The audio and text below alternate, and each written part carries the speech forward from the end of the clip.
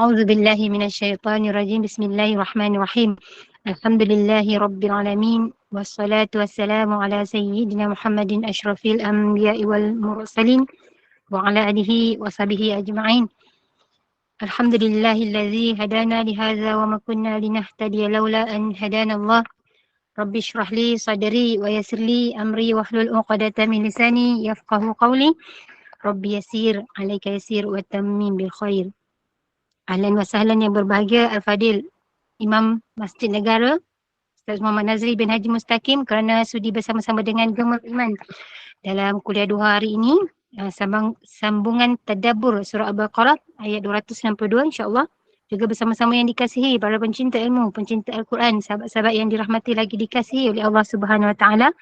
Yang saya hormati lagi saya kasihi sahabat takbiran Gemar Iman yang dipimpin oleh pengerusi Darusniati binti Mansur. Jadi bagi memohon keberkatan kuliah kita pada pagi ini, mari sama-sama kita membacakan umum kitab yang akan dipimpin oleh Al-Fadhil Ustaz untuk kita hadiahkan kepada baginda Rasulullah sallallahu alaihi wasallam, ahli keluarga baginda, para sahabat, para sholihin, para syuhada, ahli menama, guru-guru kita, ahli keluarga kita serta muslimin dan muslimat sama ada yang masih hidup ataupun yang telah kembali ke rahmatullah.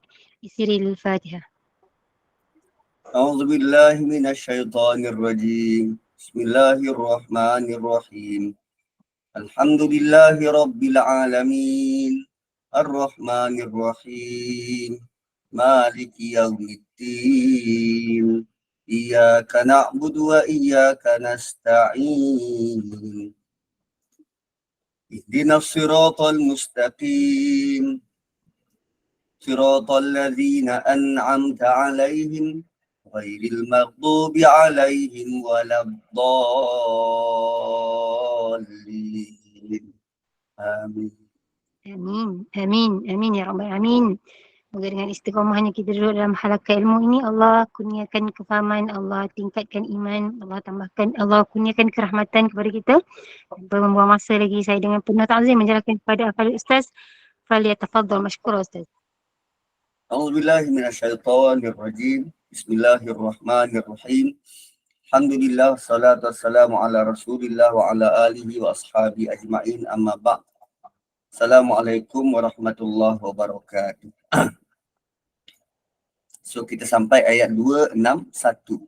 Mathalul ladzina yunfiquna amwalahum fi sabilillah kamathali habbatin ambatat sab'a sanabil fi kulli sumbulatin mi'atu habbah wallahu yudha'ifu liman yasha wallahu wasi'un alim. Itu yang minggu lepas. Kemudian setelah Allah galakkan kita memberi infak, memberi nafkah, menginfakkan harta kita, dan infak itu perlu syarat pertama dia di jalan Allah. So syarat pertama untuk bersedekah, pertama jangan syirik. Sebab siapa-siapa yang melakukan syirik, sedekahnya tidak diterima. So syarat pertama perlu di jalan Allah, fi sabilillah. Dan ini akan menafikan orang-orang musyrik, orang-orang kafir yang rajin bersedekah. Walaupun dia guna istilah sama, bersedekah, tapi dia bersedekah bukan di jalan Allah, maka sedekahnya tidak dinilai sebagai kebaikan. Itu syarat. Ada 8 syarat. Ada 8 syarat yang Allah tetapkan. 4 syarat perlu ada, 4 syarat perlu tak ada. Pertama, tak boleh syirik. Kalau syirik banyak mana pun, sia-sia. Sia-sia. So kemudian ayat seterusnya, alladzina yunfiquna amwalahum fi sabilillah. Lagi sekali Allah kata, mereka yang menginfakkan harta mereka di jalan Allah. Itu syarat pertama tu, tak syirik. Kemudian syarat kedua, summa la yutbi'una ma anfaqu mannan wala adha. Kemudian dia tidak iringi La yutbi'un. Ittiba' ni iringi. Tabi'in tu mengiringi Nabi. Kaum setelah para sahabat tu mengiringi Nabi. La yutbi'una ma anfaqu manna. Dia tidak iringi apa yang dia infak itu dengan perkataan-perkataan mengungkit. Manna adalah perbuatan mengungkit pemberian, tujuannya nak menghina dan merendahkan orang lain. Tujuannya nak menghina dan merendahkan orang lain. Ya, kita boleh tolong orang dalam keadaan susah sampai dia bangkit semula. Tapi satu masa kita bergaduh dengan dia, kita keluarkan semua. Kita ungkit, macam-macam kita boleh sebut. Bila sebut macam tu, segala bentuk bantuan, pahala, kebajikan, kebaikan terbatal.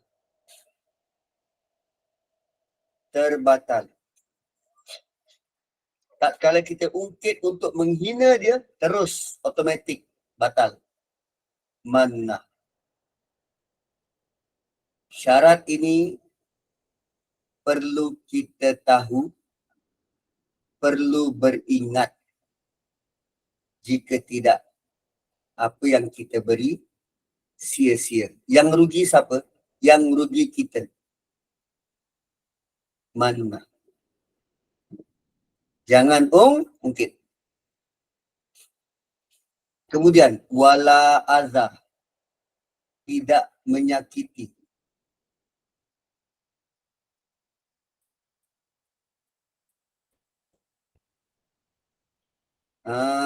Tidak menyakiti.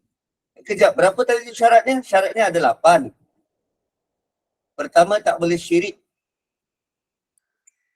Yang kedua, sebab di jalan Allah. Yang kedua, kita tak boleh nak tunjuk-tunjuk. Riak. Dan tak boleh riak. Yang ketiga, jangan ungkit. Ungkit tu yang ketiga dah. Jangan ungkit. Sekarang masuk yang keempat, tidak menyakiti. Jangan menyakiti orang yang kita beri infak tu. Jangan sebut suatu perkataan yang boleh menyakiti hati dia. Sekarang tuan-puan, kita punya kebiasaan macam mana? Kita beri sedekah, kita beri derma, kita beri bantuan sebab nak buat konten.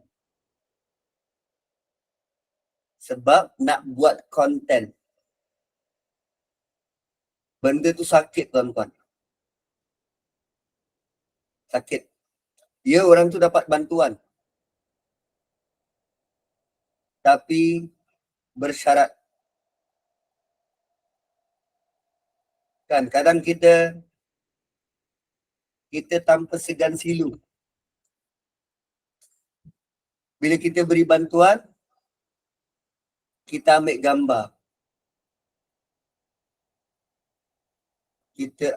gambar. Sama pada anak juga sama. Kenapa bapa perlu ungkit belanja pada anak?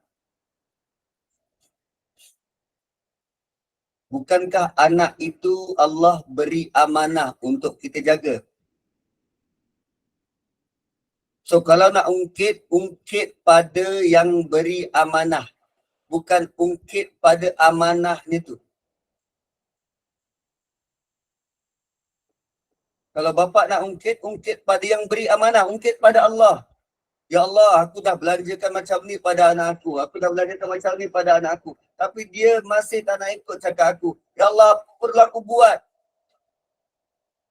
Itu jalan yang betul. Bukan ungkit pada amanah tu.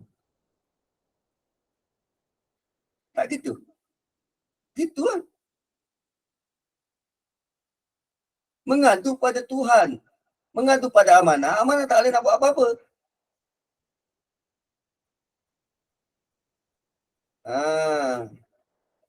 Tuan-puan.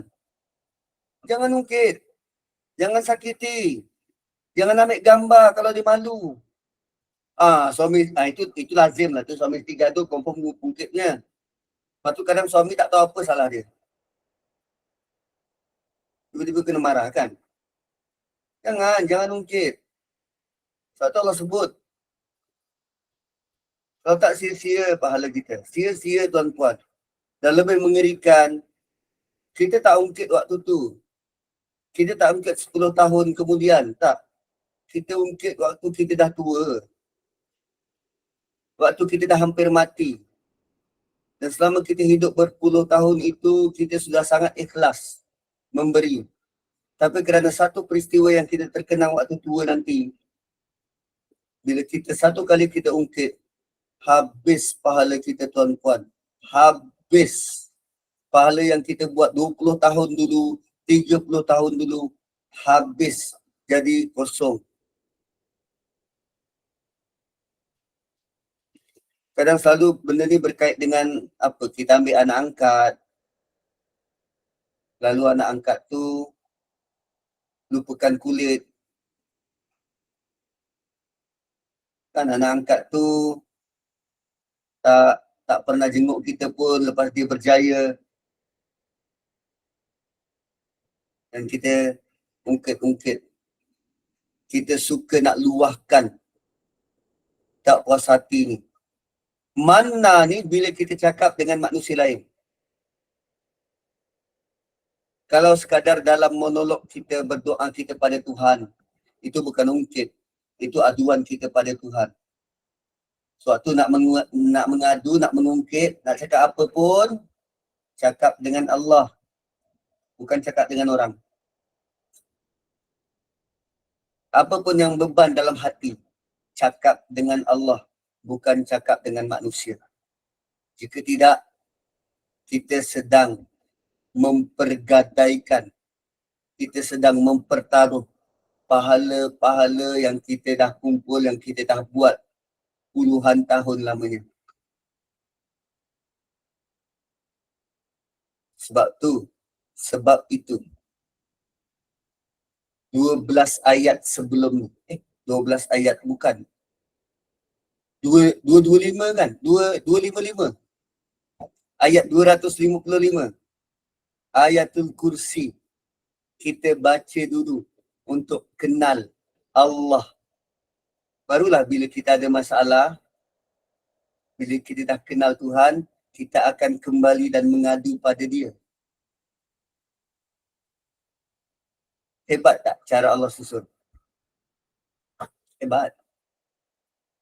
So Allah tahu, setiap arahan daripada Allah akan ada risiko. Setiap arahan dari Allah ada risiko.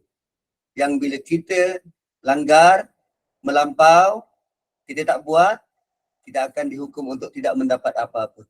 Mana wala azab. Mana tadi mengungkit, azab dia menyakiti. Dia tak nak ambil gambar, rumah dia teruk. Asyik-asyik dia je, malu dia. Janganlah ambil gambar. Dia tak nak diwar-warkan. So dia bukan jenis nak minta-minta ni. Tak payahlah war-warkan. Sembunyi-sembunyilah. Kan kadang saya pun tak setuju kalau kita bagi sedekah ni ambil gambar. Kita nak tunjuk pada siapa? Nak tunjuk pada orang yang kita bekerja? Tak payah tunjuk pun. Allah tahu. Yang nilai kerja kita beri pahala syurga neraka ni Allah. Kan kadang dia dah tak nak minta-minta. Dia tak pernah minta pun. Kita tergigi datang konon-konon kita nak bagi bantuan. Dia susah, kita nampak dia susah. So kalau macam tu apa kita kena buat? Ambil je barang bantuan tu, letak depan pintu rumah dia, dah beredar. Tak payah nak kata, ini saya yang bagi ya. Ingat muka saya tahu. Saya yang bagi ni, ingat muka saya ni. Saya yang bagi. 3 kali dia kata saya yang bagi. Sedangkan arahan untuk memberi ni Allah kata, Allah yang suruh.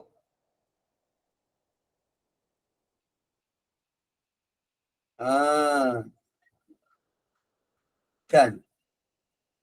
So, siapa yang buat sekurang-kurangnya 4 syarat tu, tak menyakiti, tidak mengungkit, tidak riak nak menunjuk-nunjuk, kerana Allah, lahum ajruhum inda rabbihim.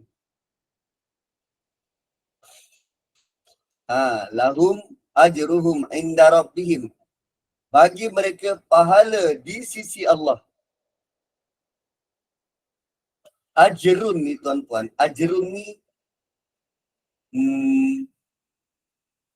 apa nama dia?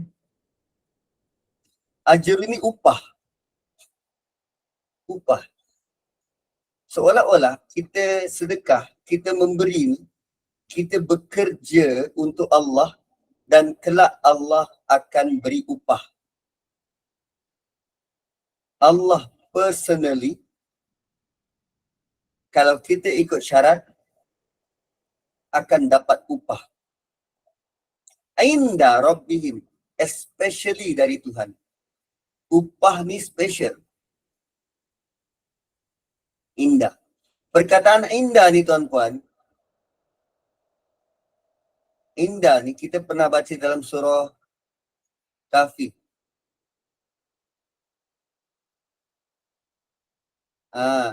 Surah Kahfi. Tapi dalam surah Kahfi tu Allah sebut ladun. Ladun tu lagi special lah, lagi dekat. Indah ni dekat dah, milik Allah. Indah. Dalam surah Kahfi tu ladun. Tu ladun. So wala khaufun alaihim. Pertama dah lah dia dapat upah, dapat balasan. Dan lazimnya balasan ni kita gelarnya sebagai pahala. Tapi Allah tak sebut pahala. Allah sebut ajruhum. Upah bagi dia. Selepas kita buat sesuatu, Allah beri upah. Wala khaufun alaihim. Dan tiada sebarang kegusaran yang boleh dikenakan atas mereka. Tak ada apa, tak ada sesuatu perkara yang menakutkan yang akan menimpa mereka. Tu. Wala khaufun alaihim. Bukannya diorang tak takut. Bukannya kita tak takut. Allah bagi tahu tak ada satu perkara yang menakutkan yang akan menimpa kita. Dia macam ni.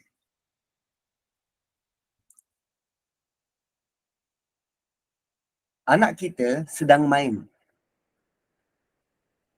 Kan 3 tahun, 2 tahun, tengah-tengah merangkak-merangkak tu, dia main.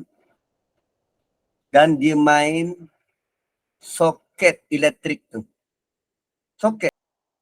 Dia rasa bahaya tak? Dia tak rasa bahaya sebab dia tengah main, cetak satu. Yang nampak bahaya siapa? Orang dekat keliling. Orang dekat keliling. Kita yang nampak benda tu bahaya. Tapi anak tu dia rasa bahaya tak? Tak. Sama macam kita. Tuan-puan, adakah kita yakin apa yang kita minta selama ni pada Allah sesuatu yang confirm selamat? Kita minta apa pada Allah? Kita minta sihat. Kita minta selamat. Kita minta cukup.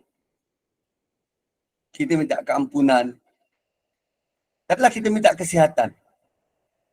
Adakah dengan kita sihat itu confirm kita tidak dikenakan sebarang bahaya? Adakah dengan kita sihat tu kita confirm tidak dikenakan sebarang bahaya? Bahaya apa Ustaz orang dah sihat? Ya, bahaya kita lupa diri. Akhirnya kita lupa Tuhan. Sebab Firaun sihat tak pernah demam dan akhirnya dia rasa dialah insan terpilih layak jadi Tuhan. Bahaya tak? Sangat bahaya. Sama macam harta. Adakah kita rasa dengan kita ada harta itu tidak dikenakan sebarang bahaya?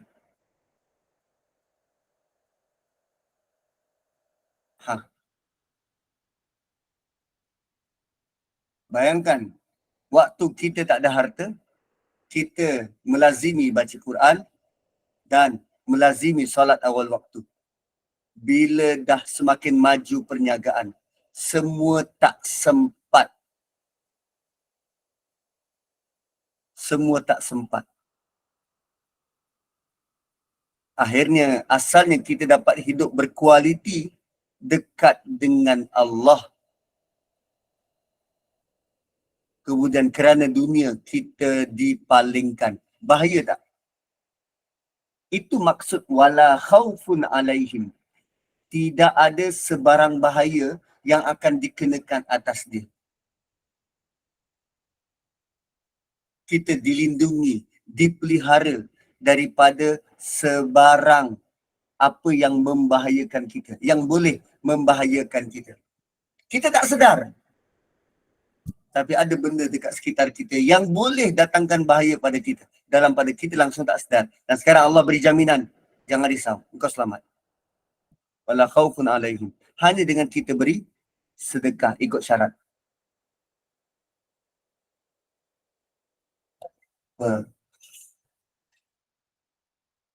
Paling penting bahaya. Bahaya yang paling besar kesan daripada kita sedekah ialah yang Allah sebut tadi. Manna, aza, riya dan bukan kerana Tuhan. Itu bahaya paling besar. So lahum ajruhum inda rabbihim wala khaufun alaihim. Dia tidak khawatir, dia tak perlu khawatir dan tak perlu rasa takut dengan bahaya yang bakal menimpa dia. Tak. Wala hum yahzanun. Dan khaufun, takut ni, takut gusar ni tuan-tuan. Kita takut terhadap benda akan datang. Benda belum berlaku, kita takut. Kan? Contoh suami nak balik rumah. Suami nak balik rumah dalam keadaan setelah dia pergi telefon dapat miss call 53 kali dari orang rumah dia.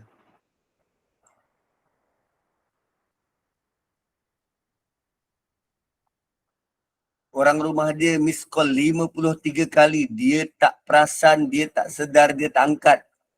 Sebab sibuk mancing. Sekarang on the way balik rumah. Dia belum tahu apa yang berlaku tu. Dia takut tak? Sangat takut. Dan ketakutan ini kita manusia ni, kita tak boleh totally tak rasa takut, tak boleh. Kita kena ada rasa takut. Rasa takut itu akan hasilkan kekuatan. Rasa takut tu akan hasilkan kekuatan. Kalau kita tak rasa takut, kita takkan buat persediaan untuk periksa.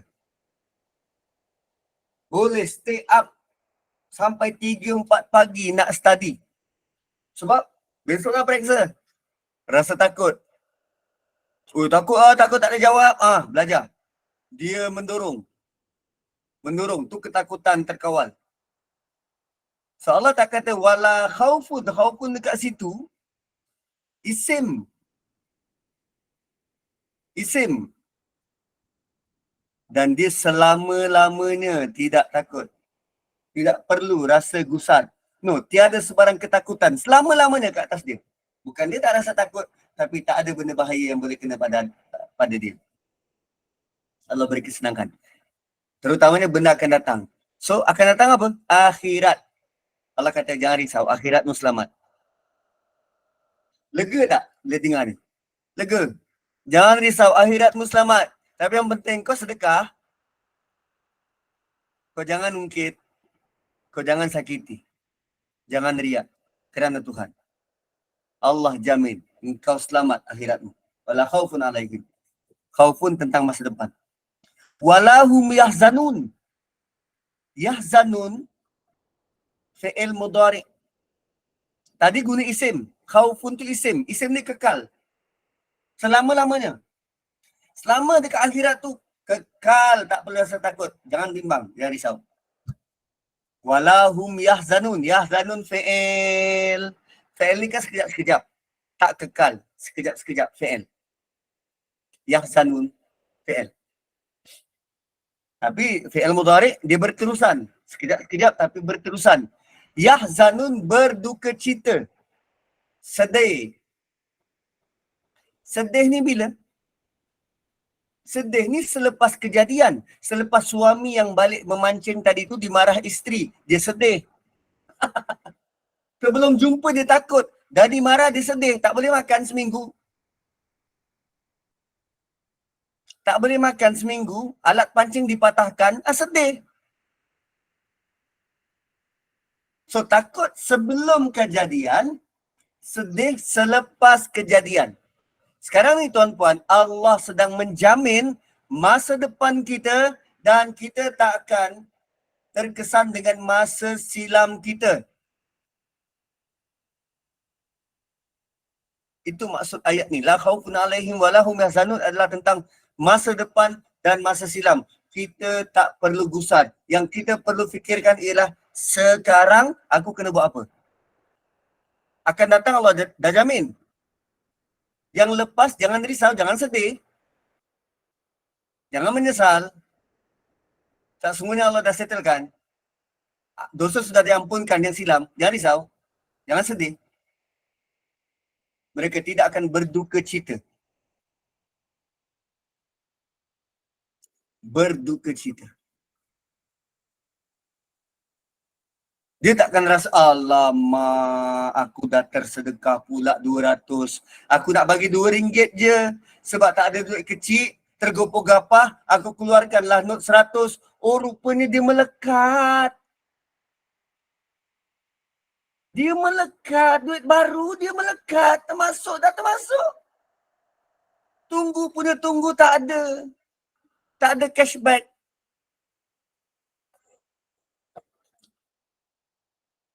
Tabung tu tak keluarkan duit baki. Nak sedih? Tak payah sedih. Tak payah sedih. Benda dah jadi. Hadap je lah. Tapi orang beriman yang menepati syarat sedekah ni, dia tak rasa takut dan dia tak rasa sedih. Kan selalu dekat vending machine tu kan keluar duit baki. Ni dia tunggu tak ada duit baki.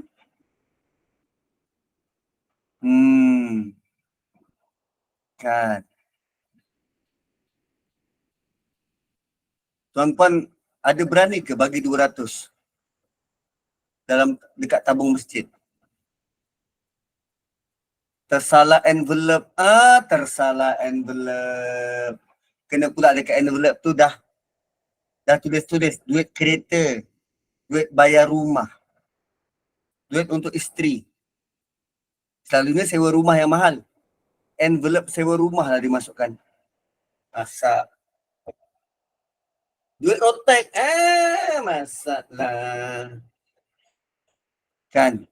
Itu mau digegar tabung tu. Salah masuk. Begitulah tuan-puan. Bila kita sedekah, jangan ada rasa sedih. Allah akan pelihara dari kesedihan. Sebab Allah akan ganti dengan cara yang mendatangkan kegembiraan di hati kita. Yang beri jaminan ni siapa? Allah. Jangan risau. Kemudian, qaulun ma'ruf. Qaulun ma'ruf. Tadi kita ada sebut empat syarat. 4 syarat. Mula-mula tadi apa? Kerana Tuhan, jangan riak, jangan ungkit, jangan sakiti. Okay? So ada lagi 4 syarat yang lain. Apa yang kita beri itu perlu halal. Apa yang kita bagi itu perlu halal. Bukannya asal barangan, bolehlah bagi. Apa? Guna stout. Benda tak halal kau bagi-bagi. Tak. Dia kena halal.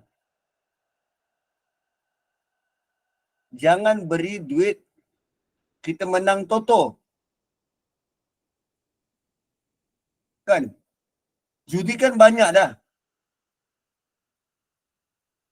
Banyak orang Melayu buat judi. Banyak orang Melayu tarik judi. Jangan guna duit judi itu untuk sedekah. Dia tidak menghalalkan perbuatan judi. Yes, bagi rokok, dia mesti halal. Bagi-bagi rokok tu dia bukan kira sedekah tu tak. Sedekah kena halal. So jangan hina hukum Allah dengan infak guna benda haram. Duit riba, duit judi, rokok.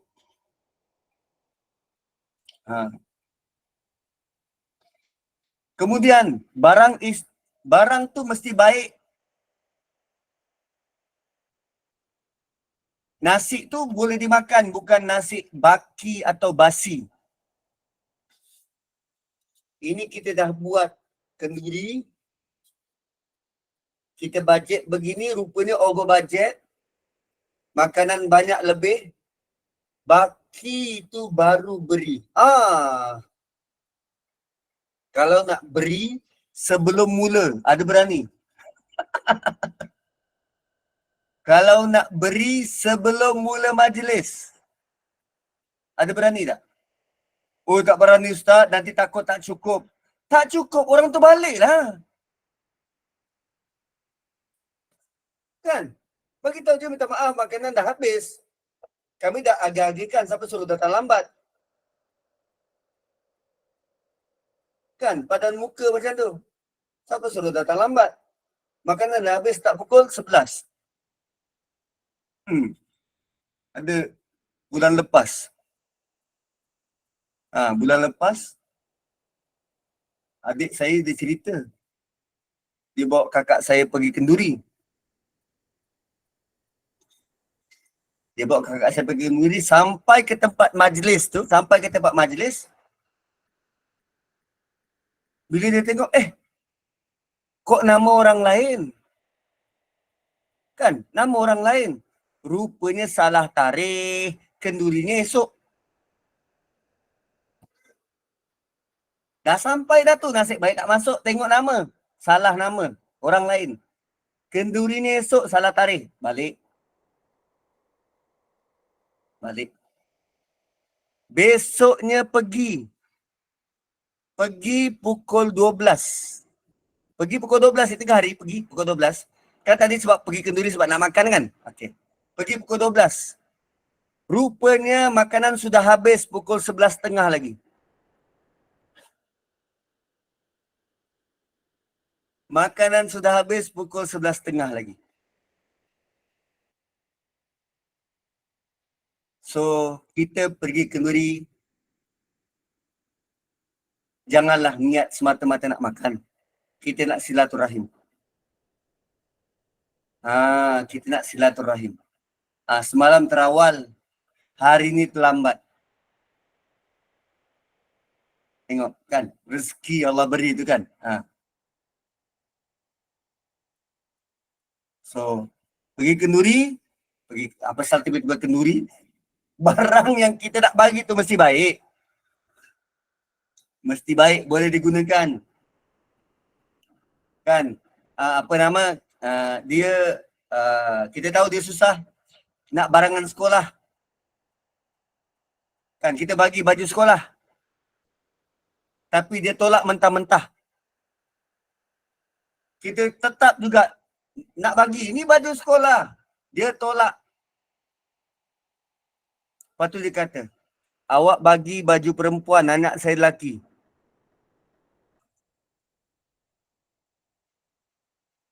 Tu kenal pasti orang yang kita nak bagi tu.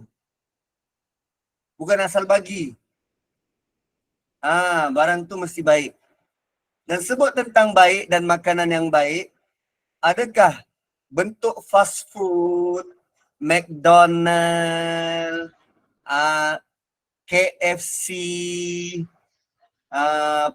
Kenny Rogers, adakah itu makanan yang dia halal, makanan yang halal, tapi adakah itu makanan yang baik untuk kita beri. Ramyeon, makanan yang baik untuk kita beri. Macam ni kan, pizza, korang tak ada kan? Korang tak ada sarapan pizza kan? Sebab tu, makanan yang tak baik macam ni, biar aku je makan, korang tengok.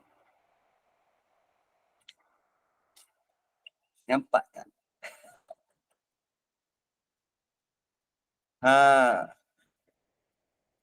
So nak bagi barangan mesti halal, mesti baik.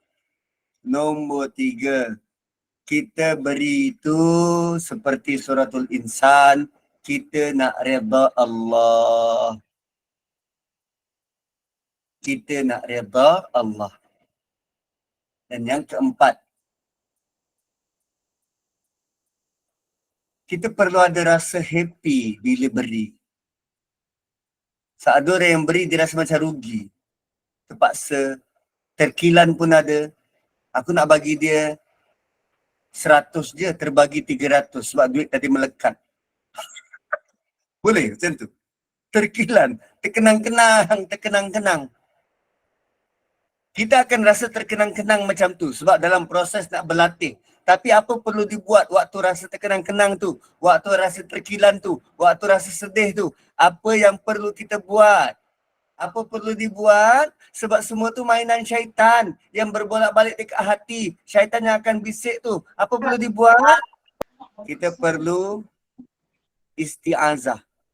A'udzubillahi minasyaitanirrajim. Supaya syaitan tidak menguasai. Supaya kita tak mengungkit-ungkit. Supaya kita tak menyakiti. Isti'azah. A'udzubillahi minasyaitanirrajim. Cuba try. Aku try berkesan. Aku tak tahu korang try berkesan ke tak. Tapi cuba try. Bila ada rasa tak sedap hati, kan? Bila kita bagi tu, kita rasa macam rasa getun, rasa menyesal, terkenang-kenang macam tu, isti'azah. A'udzubillahi minasyaitanirrajim. Ustaz, kalau kita niat belanjakan untuk seseorang kerana rasa bersyukur, kan dapat dapat bonus, kita bayarkan umrah dia ke, bagi duit belanja ke, lepas tu dia tengok dia rajin sangat masak-masak, kita bagi ekstra tanda terima kasih. Itu bagus, satu kita bagi. Tiba-tiba dia jaga cerita kita. Dia jaga cerita kita, dia bully kita. So kita pun terangkanlah keadaan sebenar dan sekarang dia dah malu dan terasa ditikam-tikam daripada belakang. Adakah ini dikira kita mengungkit? Tak, kita tak mengungkit. Kita pertahankan hak. Kita cuma beritahu benda yang sebenar. Kalau mengungkit tu dalam bentuk macam ni, kau tak sedar diri ke? Kau tahu tak apa selamanya aku buat pada kau? Sini aku dengar, aku cakap. Tak sedar diuntung. Aku buat begini, aku dapat macam ni, aku bagi kau sebab kau susah tau. Baik, kau ni kawan aku, kalau bukan orang lain tak adanya. Tu, bentuk macam tu. Dia berbeza dengan kita terangkan keadaan sebenar. Macam ni makcik. Makcik dengar ni makcik. Sebenarnya macam ni, bukan macam tu. Saya minta maaf makcik kalau makcik rasa salah faham. Tapi saya sebenarnya suruh buat macam ni. Gitu. Kan? Beza kita menerangkan dengan mengungkit. So apa 4 syarat tadi? Halal, mesti baik, mencari redha Allah dan perlu ada rasa gembira. So kalau kita rasa resah, itu mainan syaitan dan seolah-olah kita tidak yakin dengan janji Allah yang Allah akan cover apa juga expenses yang kita keluarkan dengan berganda-ganda di dunia dan di akhirat.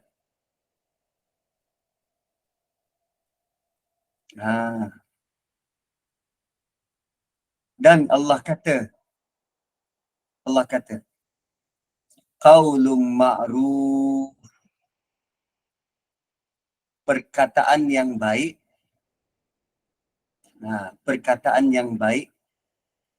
wa maghfiratun, dan memaafkan. Bukan permohonan maaf dan memaafkan. Macam kisah Puan Farhana tadi, dia maafkan. Memaafkan khairun, lebih baik daripada sedekah yang diiringi dengan perkataan menyakitkan.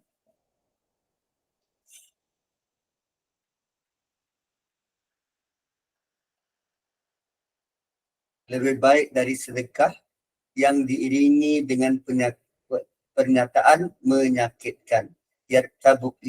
Yatba'uha azab. Perkataan baik dan memaafkan lebih baik dari sedekah yang diiringi dengan perkataan yang menyakitkan. Ada orang yang tak beri duit. Tak ada duit dia nak bagi. Atau tak ada barang dia nak bagi. Tapi dia boleh beri ucapan yang baik. Ucapan yang baik tu juga dapat pahala.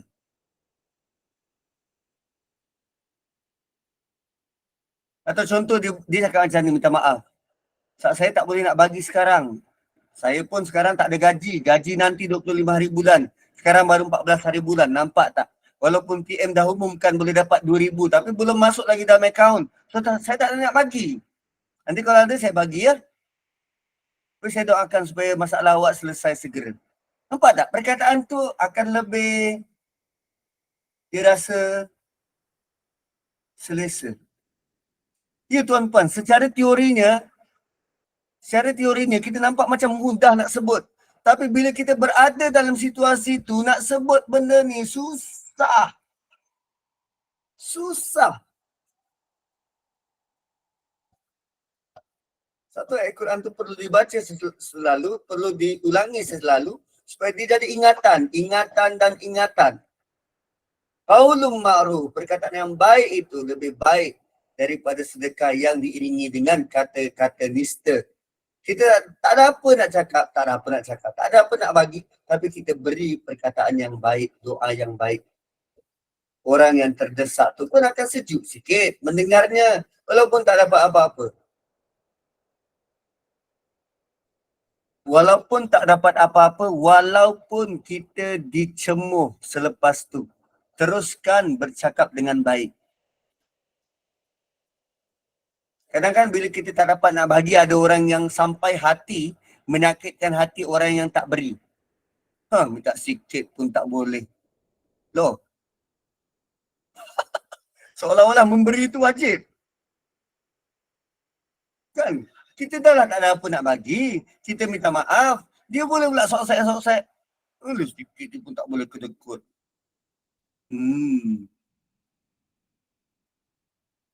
Dan Allah tutup ayat tu dengan Wallahu ghaniyun halim. Allah maha kaya. Allah maha kaya dan halim, maha penyabar.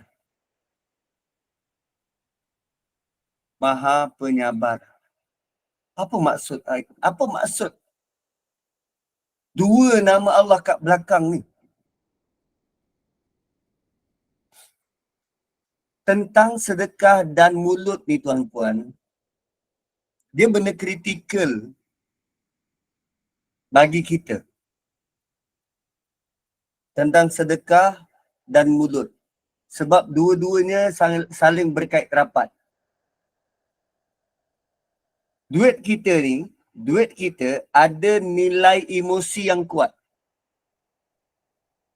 Kita kerja keras untuk dapat. Kita buat sesuatu untuk dapat. Kita berusaha untuk dapat. So dia ada nilai emosi yang besar. Duit yang kita dapat ni. Harta yang kita ada ni. Kita kumpul. Kan kita ikat perut, kita kumpul. Ada nilai emosi. Kemudian, emosi ni selalu diterjemahkan kalau tidak melalui perbuatan, mimik muka, melalui perkataan. Kan emosi ni boleh diluahkan melalui perkataan. Melalui perkataan. Okay, sekarang ni kenapa Allah kata ghani dan halim? Kenapa kaya dan sabar? Allah kata Allah kaya, Allah rasa cukup, tak perlu pun sebenarnya pada harta kita. Kau sedekah tu bukan sebab Allah tak mampu bagi. Tak. Allah sebenarnya tak perlu pun pada harta kita. Tapi melihat kesanggupan kita bersedekah kerana Tuhan, Allah kata dia maha kaya. Kalau kita tak bersedekah, Allah tetap kaya. Kita bersedekah dengan kekayaan tu Allah boleh beri berlipat kali ganda pada kita. Itu maksud ghani. Itu maksud ghani. Kita tak bersedekah, Allah tak perlu pada kekayaan kita. Kita bersedekah, Allah akan lipat gandakan kekayaan kita. Itu maksud ghani. Melibatkan harta tadi, harta. Yang kedua tadi apa? Perkataan kan? Harta itu berkaitan dengan emosi, emosi kita diluahkan melalui perkataan. So harta dan perkataan. Sekarang ni bab perkataan. Rupanya dengan perkataan kita ni tuan-puan, perkataan yang menyakitkan, perkataan menyindir, tuduhan-tuduhan, nilainya berat di sisi Tuhan. Perkataan yang kita ucap, ungkit, sindir tu, dia punya weightage, nilainya berat di sisi Tuhan, sehingga kan sewaktu kita ungkapkan perkataan itu, kita sudah layak diazab. Tapi Allah sabar, tidak tergesa-gesa nak azab, nak hukum kita. Itu masalah halim kat situ.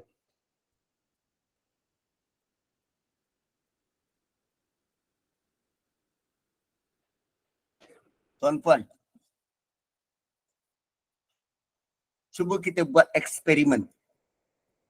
Kita bagi anak kita yang kecil RM50, suruh dia belanja kawan-kawan dia yang susah. Yang susah bukan yang senang, yang tak ada, yang dia tak boleh dapat sebarang manfaat daripada kawan dia tu. Yang susah. Tengok perangai dia. Dia eksperimen lah. Tengok perangai dia. Kawan dia minta RM1. Sudahlah. Kau asyik minta je. Ini anak kita sebut ni. Anak kita sebut. Kita rasa apa? Kita rasa nak luku je kepala dia. Duit tu aku bagi tau, bukan duit engkau. Duit tu aku bagi, bukan duit engkau. Bagi je lah. Sekarang ni harta ni siapa bagi? Harta kita ni siapa bagi? Dari Allah. Dan sekarang Allah sedang menyaksikan perkataan-perkataan buruk, busuk keluar daripada mulut kita, merendahkan orang lain. Sedangkan harta itu Allah yang bagi. Nampak tak? Bila Allah kata halim, Allah sangat penyabar, tidak tergesa-gesa nak mengazab kita. Tak berapa banyak dah kesalahan-kesalahan yang kita buat. Tapi Allah tidak terus azab kita sekarang. Halim. Allah tangguh. So tuan-puan, jom kita bertaubat pada Allah. Istighfar banyak-banyak. Menyesali kelemahan dan kesalahan kita. Dan moga-moga sedekah kita Allah terima dan dikekalkan pahala. Barakallahu li walakum. Kembali kepada moderator. InsyaAllah tak perasan dekat pukul 10. Nak buka soalan ke Ustaz? Alamak, saya ada sukan neka kat bawah, jadi saya terpaksa duduk dulu. Terpaksa beredar dulu. Besoklah kita bersoal jawab. Boleh Ustaz, boleh, tak apa. InsyaAllah, Alhamdulillah, Barakallahu fiikum, Jazakumullah khairan jazak Ustaz atas perkongsian hari ini, tadabbur hari ini, Masya Allah. Sampai tak tengok jam. Mudah-mudahan ada manfaat untuk kita ambil. Mudah-mudahan ada ibrah. Mudah-mudahan berbekas di hati kita dengan orang kata input hari ini, Masya Allah. Mudah-mudahan bertambah kefahaman kita, mudah-mudahan bermanfaat, mudah-mudahan barakah, mudah-mudahan Allah kurniakan limpahan rahmat kepada kita semua. Terima kasih kepada tim Gemenur Iman, sahabat-sahabat pecinta ilmu yang mengimarahkan kuliah kita hari ini. Sikit ebahan Ustaz kuliah hari ini, kuliah asal kita hari ini bersama dengan Imam Farid bin Syari dengan Al-Wafi Syarah Hadis 40 Imam Nawawi, dan kuliah isyak kita begitu rupanya kisah Nabi Adam dan bacaan surah Al-Mulk 9.15 malam bersama Al-Fadhil Ustaz Muhammad Khair Fahmi bin Muhammad Anwar. Jadi teruskanlah bersama-sama dengan Gemenur Iman. Dengan ini saya mewakili Gemenur Iman. Memohon maaf sekiranya ada sebarang kekurangan dan kesilapan, yang baik itu datang daripada Allah, yang tidak baik dan kelemahan itu daripada kami sendiri. Kita tangguh kuliah kita. Mohon sekali lagi Al-Fadhil Ustaz untuk membacakan tasbih kafarah dan surat As. Saya sudahi dengan wabillahi taufiq wa hidayah. Wassalamualaikum warahmatullahi wabarakatuh. Selamat bersukan Ustaz. Jangan lupa mandi. Subhanakallahumma bihamdik nashhadu an la ilaha illa anta wa nastaghfiruka wa natubu ilaik. Wal 'asri innal insana lafi khusr illa alladhina amanu wa 'amilus solihat wa tawassaw bil haqqi wa tawassaw bis sabr. Assalamualaikum warahmatullahi wabarakatuh. Terima kasih semua.